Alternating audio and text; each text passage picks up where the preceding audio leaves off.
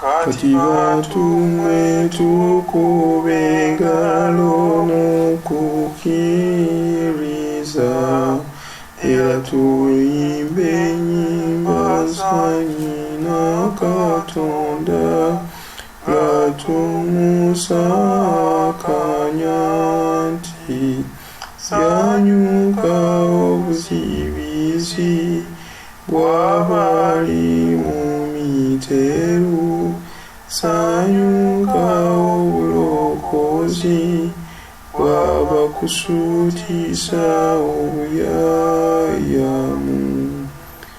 Sanyuka ggwe eyakkiriza